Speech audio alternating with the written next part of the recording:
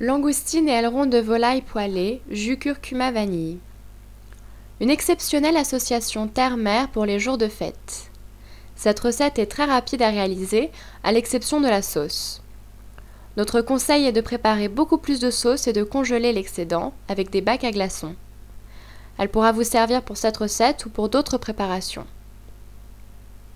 Cette recette de William Ledeuil, chef des restaurants The Kitchen Gallery et le KGB à Paris, vous sera présentée par Cécilia.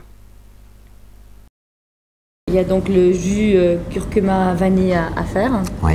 Est-ce qu'on peut par exemple le faire la veille et le mettre dans le frigo, ou est-ce que c'est mieux de faire ça le jour même? Non, on peut le faire la veille, il n'y a pas de problème pour le faire. D'accord, Ouais. ça c'est... Donc d'abord on laisse venir les mêmes. Est-ce qu'en écrasant, on augmente le goût? Oui, parce que c'est important de l'écraser parce que dedans on a des éléments, que ce soit de citronnelle, de curcuma, et en fait qui se sont gorgés du jus et du bouillon.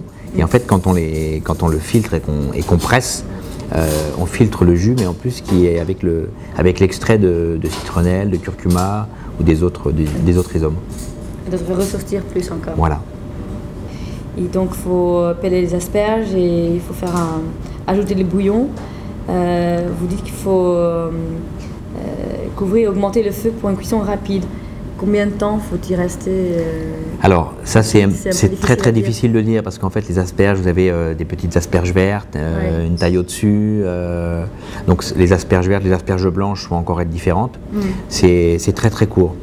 Mais ce qui est surtout très important, c'est qu'effectivement on les cuit traditionnellement on cuit les asperges à l'eau bouillante salée. Oui. Et là ça n'a rien à voir, c'est-à-dire qu'on les cuit à cru. Oui. Et l'idéal, c'est de bien faire chauffer la casserole ou la poêle avec de l'huile d'olive. Je crois que dans la recette, il y a une gousse d'ail et de la citronnelle. C'est le principe que je mets avec tous les légumes. On fait infuser.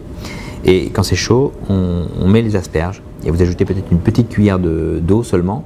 Et il faut les cuire à couvert. Et en fait, l'idée, c'est que le légume cuit avec son eau de végétation. C'est-à-dire que l'eau de l'asperge va ressortir. Elle va remonter et elle provoque une vapeur et en fait le légume cuit dans sa vapeur et dans son eau.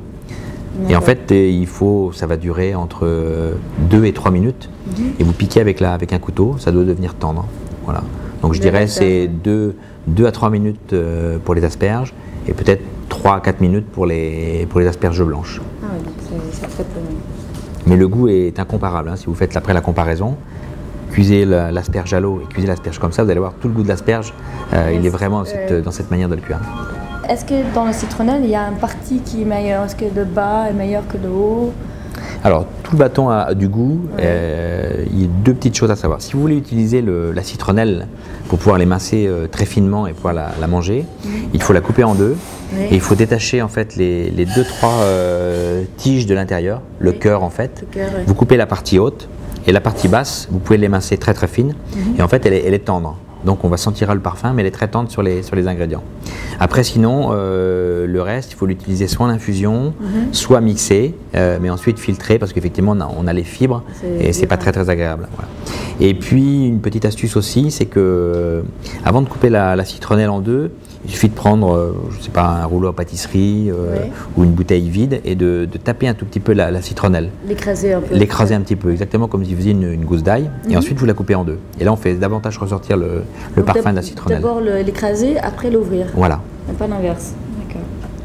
Et si on n'a pas le temps, est-ce qu'on peut tricher avec un bouillon préfait, comme style Maggi? On peut, mais... Pas le même goût, non, je pense que c'est bien de se mettre dans la tête en se disant... c'est-à-dire que je vais prévoir.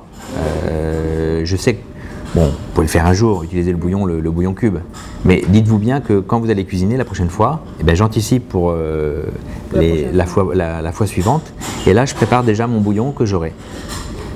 Et vous en faites pour plusieurs fois en fait. On va en profiter, oui. Ouais.